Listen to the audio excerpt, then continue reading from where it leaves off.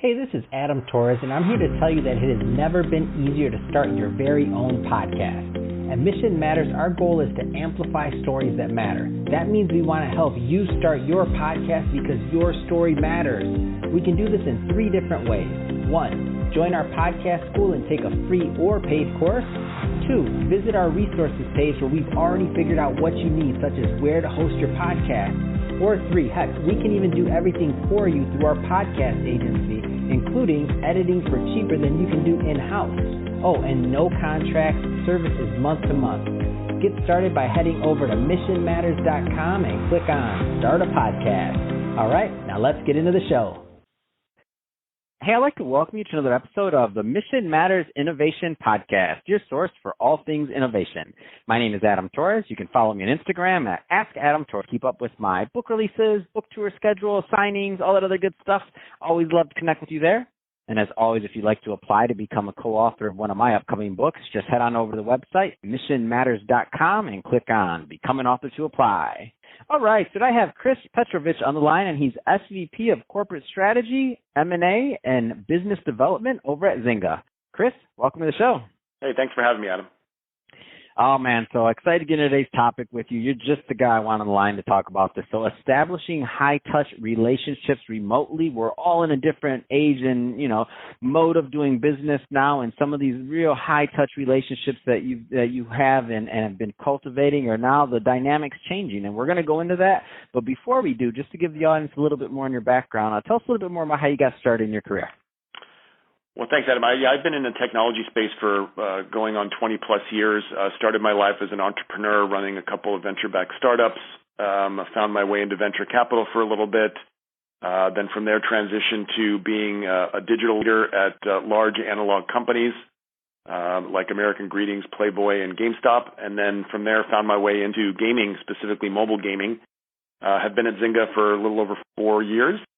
And really enjoying it. I think, as we know, gaming is the largest category of entertainment and continue to grow. And so it's a really dynamic industry. It's fun to be a part of it. Man, I love it. And for those who aren't familiar with Zynga, which I don't know what listener's not going to be, I don't know who hasn't played one of their games or anything else. Tell us a little bit more about the company and maybe your role there. That'll be helpful to frame the context of our topic. Sure. So Zynga is a leading publicly traded mobile gaming company based in the Bay Area, but offices in over a dozen locations worldwide. We stretch from San Francisco to Bangalore to Istanbul to Helsinki and London and places in between. And some of our games that people may be familiar with are games like Words with Friends, CSR Racing, Zynga Poker, Farmville, just to name a few. And my role is basically overseeing, like you said, our corporate strategy efforts, our M&A efforts, where we deploy capital to acquire companies to bring them into the family, and also our business development efforts, which are really strategic commercial partnerships of all sizes and natures. So very transactional, very outward-facing, and very forward-looking in our group. Yeah, and that's why I think you're the perfect guy for this topic, because there's a lot of other people, that are, in that situation, whether they're used to, these really important relationships, and when, somebody makes the decision to bring on whatever it is, in this case, it's games in terms of their product, but whatever the industry or whatever the product is for these really high level deals and things that are done, like normally these things take a lot of plane trips, a lot of FaceTime, a lot of like one-on-one there, and now, with the change in all the things that we're doing now, that's maybe a Zoom call or some other things or a bunch of these. Like, tell us a little bit more, give us some vantage point on what this new era of doing business like and how to really cultivate these high touch relationships, because I don't think it's intuitive. I think it's something that you have to work on. Yeah, and I think we're all learning as we go. Yeah, Adam. So I think we're all in a new frontier here, and especially for things like M&A, where you're charged with, spending company money and adding value to shareholders, usually at pretty high dollar amounts. There's a lot of pressure and precedent that's put on being able to replicate past successes and engaging in best practices. And same goes true for business development, where you're striking new strategic partnerships or cultivating and fostering existing ones. Pre-shelter in place and pre-COVID, a lot of this work and effort and collaboration and progress was done face-to-face, and it was done by hopping on planes. It was done by going to see people in their offices, hosting people for dinner, being hosted for dinner. and just generally cultivating those relationships and building a culture of trust, so that there was enough there to be able to take things to the next level. And now with shelter in place, those things are off the table for the foreseeable future. So the question for all of us out there is, what do we do and how do we do it, and what are going to be the new best practices, and how long are they here to stay? And I think we're all going to figure it out together. I think the good thing for us, if you look at our history here, since shelter in place started, we've been lucky enough to do two deals totaling $2 billion with a B in capital deployment, both of which were in Istanbul, Turkey. And the first one, Peak Games, for which we paid about $1.8 billion. We had a good fortune of having a great relationships with the founders for many, many years preceding this deal. In fact, we bought a portion of their company a couple years ago. And so, this process was pretty much, the high touch aspect was already solidified pre-shelter in place, and we were able just to do the diligence remotely. And then most recently we announced Rollick Games, which is also a games company based in Istanbul. And because we have 3 existing studios in Istanbul, we were able to tap our local leaders there to be our proxies for diligence, to do the in-person high-touch stuff that we couldn't do from here. And so I think we were very fortunate to be able to find opportunities in geographies where we already have local leadership. And I think for us, that's a first line of defense of being able to cultivate that high touch as the world opens slowly but surely. If you find opportunities in your backyard where you already have operations and leaders, that's a benefit.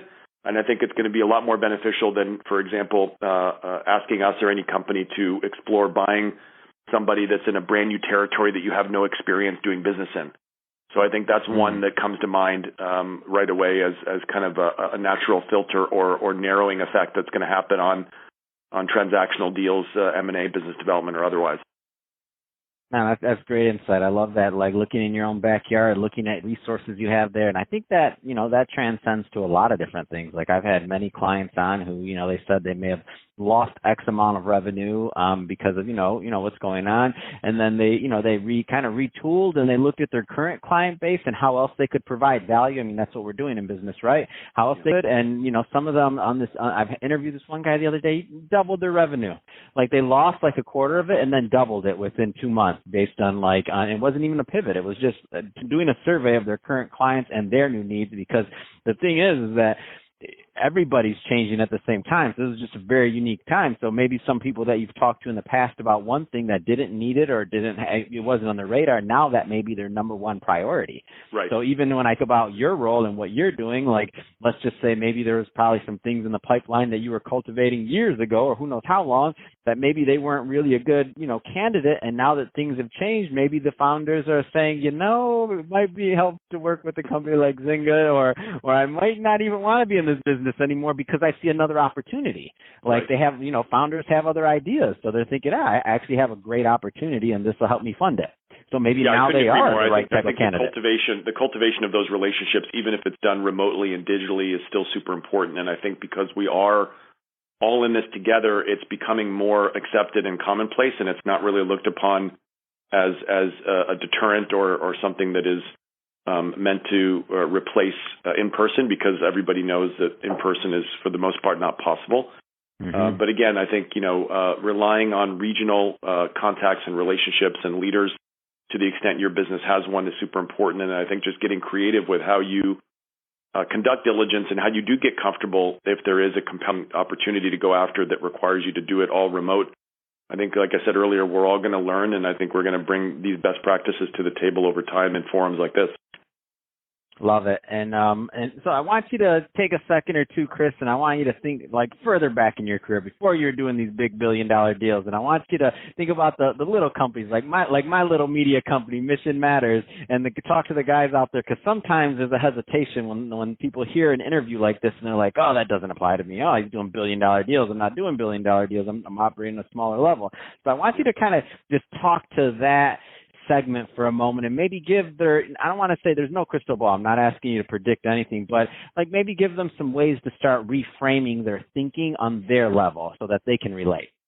Yeah, I think no matter if we're in a shelter-in-place environment or not, I think there are fundamental business cycles that founders and entrepreneurs have to think through that are existential and that in some cases are generally applicable or specific to them. And what I mean by that is that, you have to assess the trajectory of your business, where it's going, where it's come from, what the future prospects are for growth, either organically or through inorganic means, meaning, raising money, and how does that landscape look like, and make decisions accordingly. And I always advocate for entrepreneurs and builders to surround themselves with smart people, and for a number of reasons. Number one, because it allows them to get an external view, because so many of us that are or have been entrepreneurs are so, heads down in the day-to-day of just, churning the butter and making the wheel spin, that we don't have time or don't give ourselves the opportunity to look externally.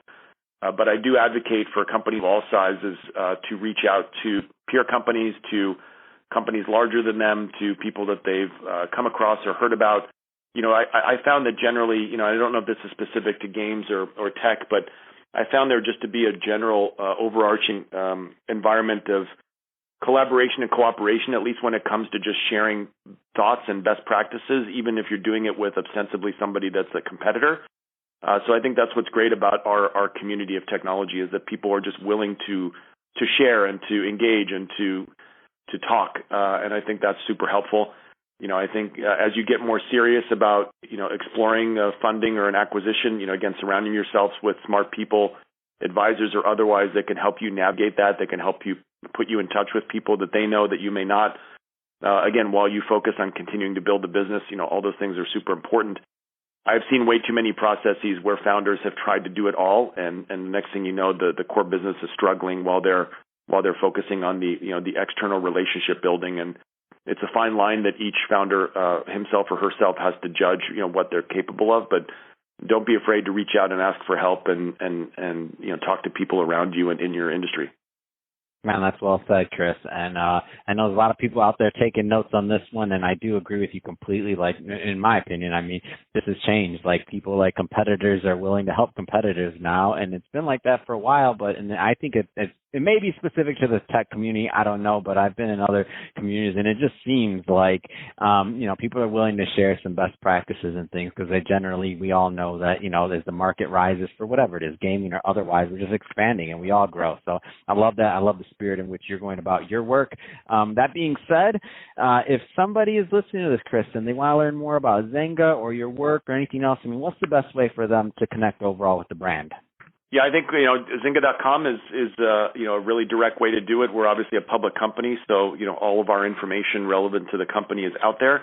I think if anybody's interested in talking to me, just feel free to hit me up on LinkedIn. I'm always happy to talk, especially if they mention your podcast. I'd be more likely to respond. So always available. And I think if there's the one thing we've realized in this shelter-in-place environment, is that we all have just a little bit more time. I think we're, as a result, more open to taking more calls and Zoom or otherwise to connect with people. I think while we're not able to connect in person, I still think we have that desire to connect with other humans, and even if it is virtual. So, I think now is a great time to double down on that practice. Fantastic. Well, Chris, really appreciate your time today, coming on and sharing your best tips on really how to cultivate and establish these high-touch relationships, even while remote. So no excuses there. You're doing billion-dollar deals remote. I don't want to hear it. You can do a deal remote. That's all I got to say. Chris is the proof. So there you go. And all excuses gone on this episode. So, Chris, seriously, thank you for coming on the show. Appreciate it. And thanks for having me. Absolutely. And to the audience, don't forget, if you're listening for the first time, hit that subscribe button. If you're watching on YouTube, do the same. Leave us some notes on the video. Should be a return listener. Love to have you come back and hear what's going on in your world. And Chris, thanks again for coming on. Thank you for having me.